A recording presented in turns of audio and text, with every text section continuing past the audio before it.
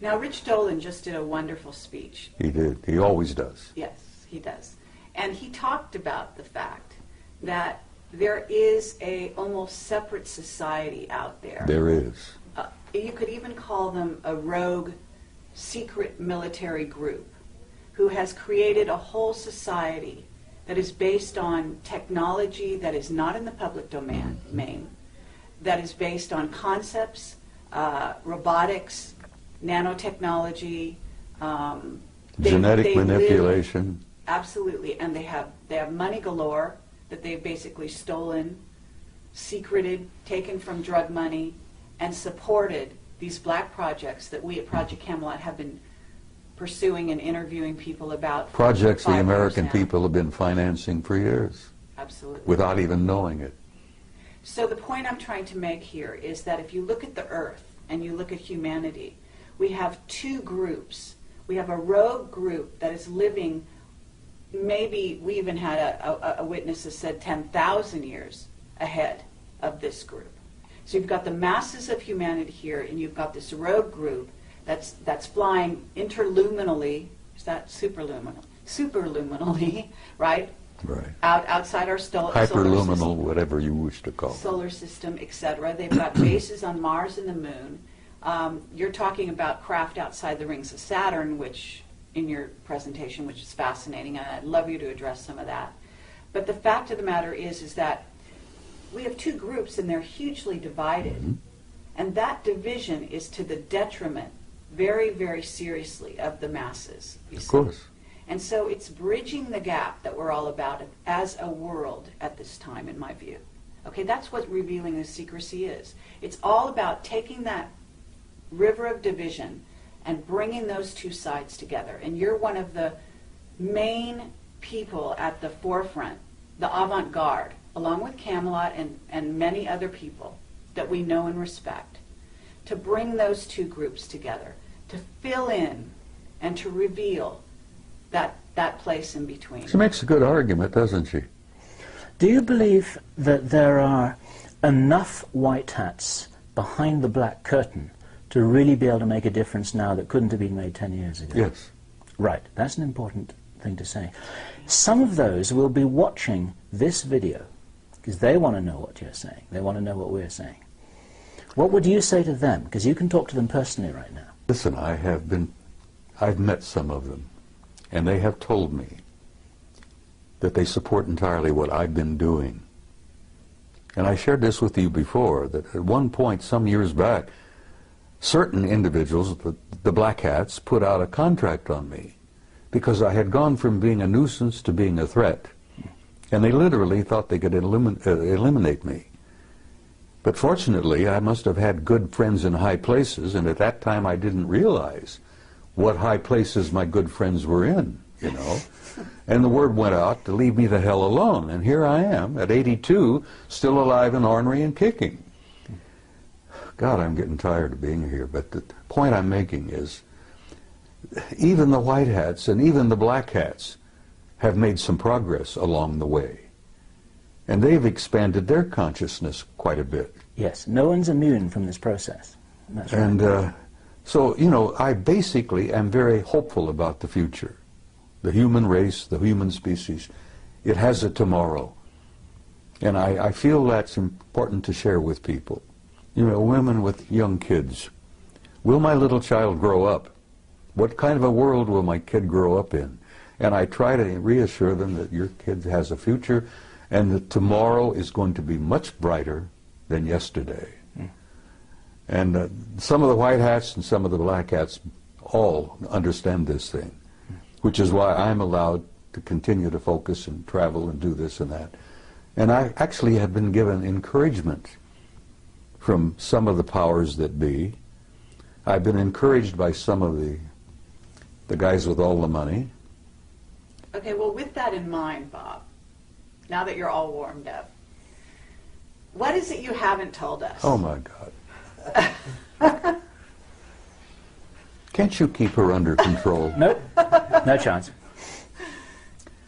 Carrie, a year ago at Laughlin, I gave you an interview where I thought I would shock the hell out of you. And apparently it didn't. And I told you that I had had a personal relationship with non-human intelligence since I was about 2.5 years old. And actually that relationship perhaps went back before I was even born. Mm-hmm.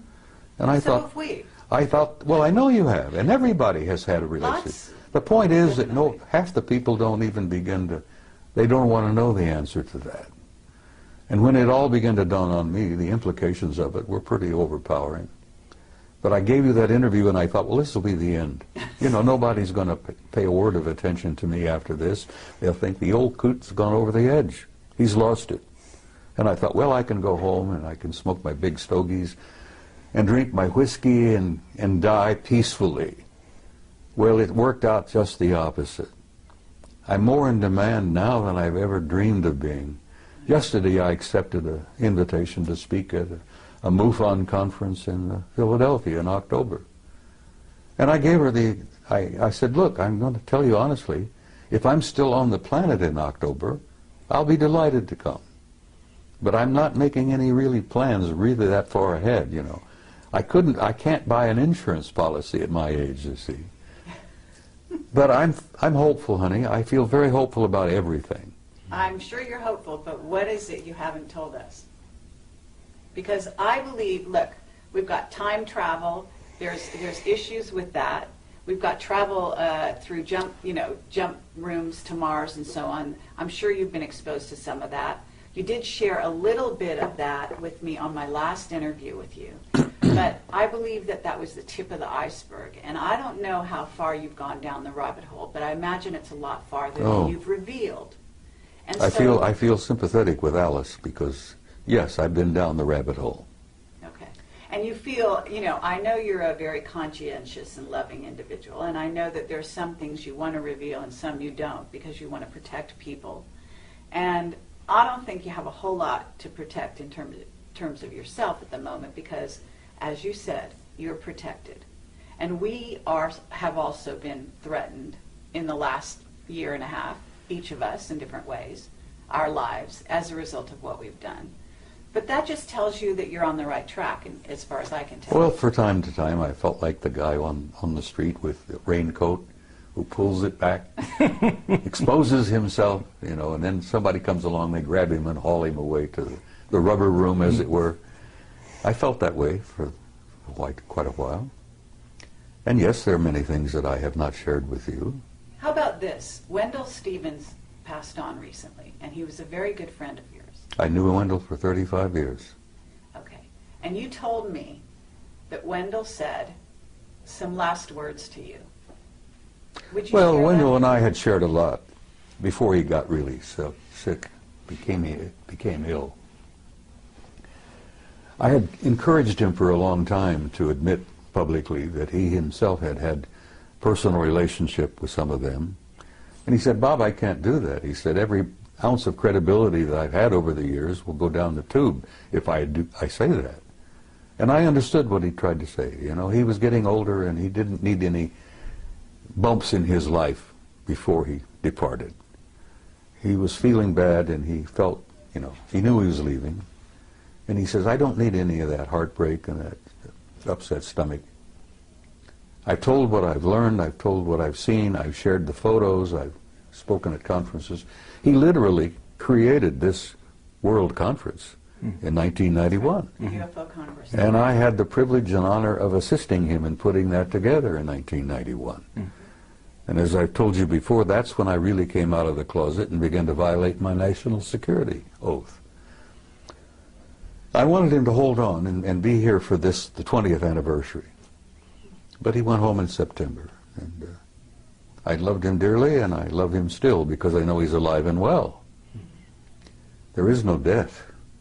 And when you come to terms with that, it's kind of a shock. The people who buy tombstones and buy the little plots in the cemeteries and all that. And I say to them, you guys don't understand. Because once the spirit leaves, that's nothing but a husk. Burn it up, sprinkle the ashes, and go on. Imagine how much real estate could be saved if we did away with cemeteries. Anyhow, I'm shaking up some people, I'm sure. There are traditionalists out there who will hear this and think, he's out of his damn mind. But yes, there are things I haven't told you, and there are probably things that I cannot tell